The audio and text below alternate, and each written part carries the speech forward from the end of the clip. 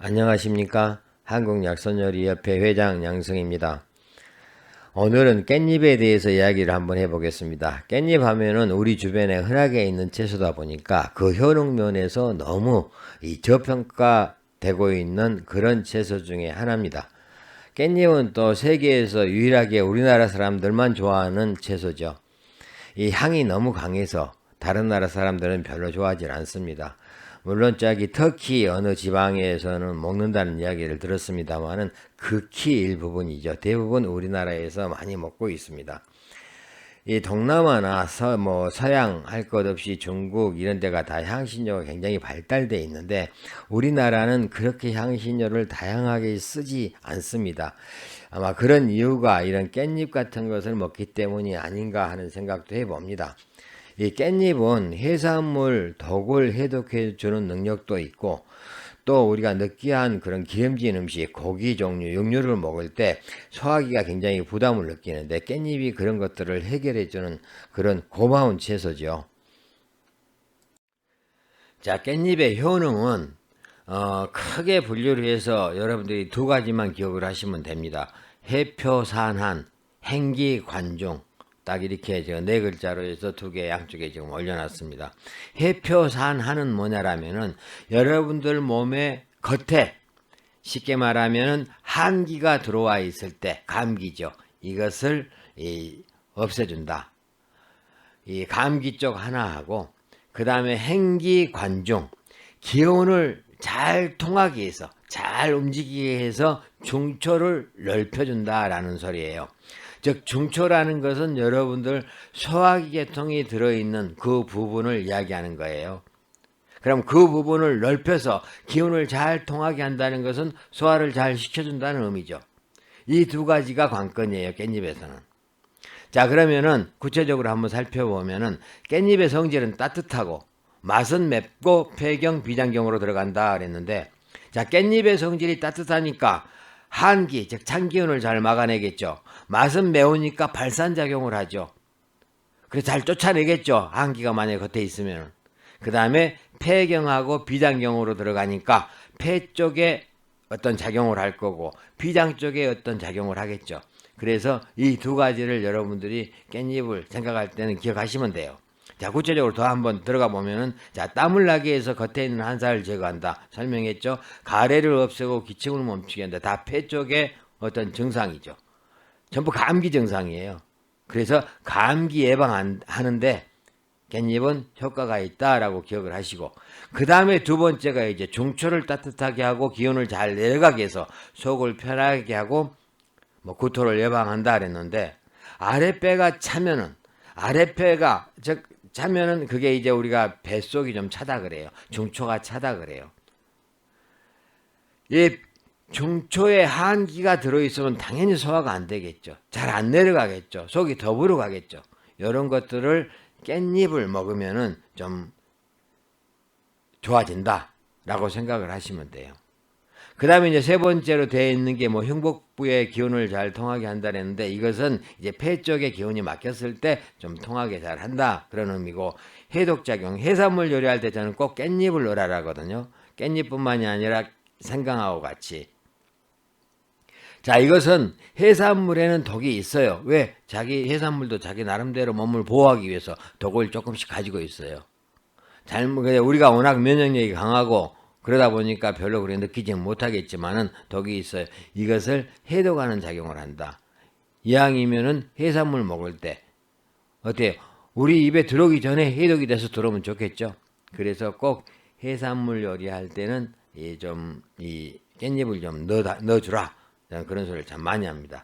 그 외에 이렇게 방부작용을 한다 그랬는데, 음식물 어떤 부패를 좀 막아주는 거고, 또 임산부의 태동 불안에도 효과가 있다 그랬는데, 이것은 이제 이 임신했을 때 태아가 조금 불안한 그런 게 있을 때는 이 깻잎이 좀 효과가 있다라는데, 이것까지는 여러분들이 생각 안 하셔도 될 것 같고, 일단 크게 생각해서 감기 기운, 즉 폐 쪽에 이 감기 어떤 이런 쪽 하나하고 그 다음에 소화기 계통 하나, 그것만 생각하시면 될 것 같아요. 깻잎의 효능에서는. 자, 깻잎이 아무리 좋아도 주의사항은 있습니다. 어떤 음식이든지 마찬가지죠. 뭐 옛날에 쌀이 귀할 때는 쌀밥이 보약이었잖아요. 근데 지금은 덕약이라 그래요. 이렇게 많아지면은 너무 치우치면은 꼭 부작용도 따를 수가 있기 때문에 여러분들이 모든 식품을 좋은 쪽만 기억하지 마시고 꼭 주의해야 될 어떤 그런 부분도 기억을 해 주시길 바랍니다. 자, 깻잎에서는 기운을 잘 통하게 하지만은 기가 허약한 사람들은 주의해야 한다라고 했어요. 기가 있어야 기를 잘 통하게 할 거 아닙니까? 근데 기가 거의 없는데 만약에 기를 통하게 하면은 도리어 기운을 흐트러뜨려서 더 힘을 못 쓰게 하겠죠. 그래서 기운이 너무 없는 사람들은 깻잎을 드시지 마세요라고 했어요. 뭐 그 외에는 이제 방부제 효과가 있기 때문에 발효식품에는 같이 넣지 않는 게 좋다라는 거고, 또 감기약과 좋다 해서 무조건 감기에만 좋은 게 아니라 이 한사가 침범했을 때 좋다라는 거예요. 만약에 열사로 인한 감기, 뜨거운 기운으로 인한 감기로 해서 땀을 많이 흘리는 사람들한테는 좋지 않아요. 왜냐하면은 한사가 침범해서 겉을 막고 있어서 좀 땀을 흘려야 되는데, 이 소통이 돼야 되는데 그걸 막았을 때 깻잎은 이 땀구멍을 열어서 땀을 배출해 주는 거거든요. 근데 이미 열사가 들어와서 땀을 너무 흘리고 있는데 거기다가 더 어떻게 보면 흘리게 만들면 안 되겠죠. 자, 그러다 보니까 풍열 감기로 인한 그런 사람들은 드시지 않는 게 좋다 그랬어요. 자, 그리고 이제 평소에 너무 장기적으로 많은 양을 드시지 마세요 그랬어요. 이것은 뭐냐라면은 이 진기를 기온을 너무 돌리면은, 그것도 심해지면은 진기를 상하게 한다. 이게 본초통연에 나와 있는데, 이 조탈에서 너무 치우치게 많이 먹지 말라는 그런 뜻이라고 여러분들이 이해를 하시면 될 것 같아요.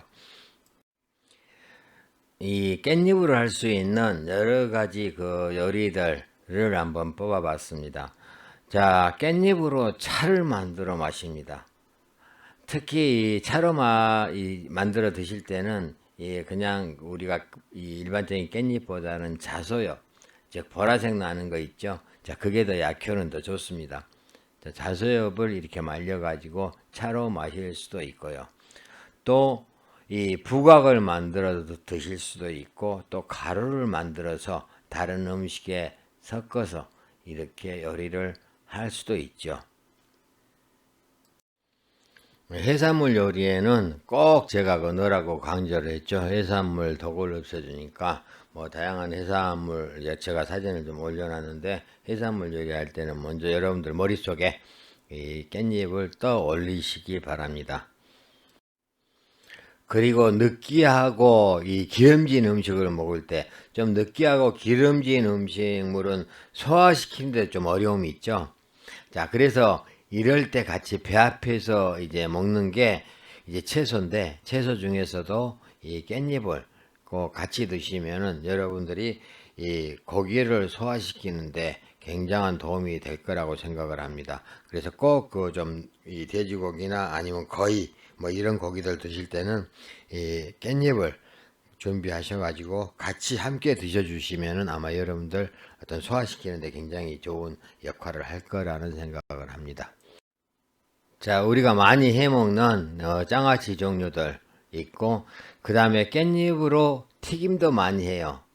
뭐 여기서는 지금 밑에다가 무슨 밀가루 뭐 이런 거 발라가지고 그걸 싸서도 만든 그림도 있고 그러지만은, 깻잎 속에 고기 넣고 접어서 튀겨서 이렇게 먹기도 하죠. 다양한 요리를 할 수 있습니다.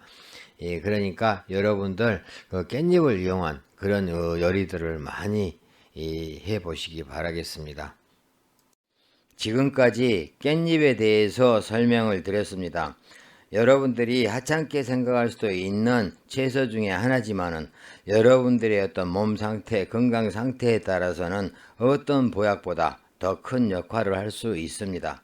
따라서 영상을 반복해서 보시고 이 깻잎에 대한 장단점을 잘 파악하셔서 여러분들이 건강을 지키는 데 많은 도움이 되셨으면 합니다. 감사합니다.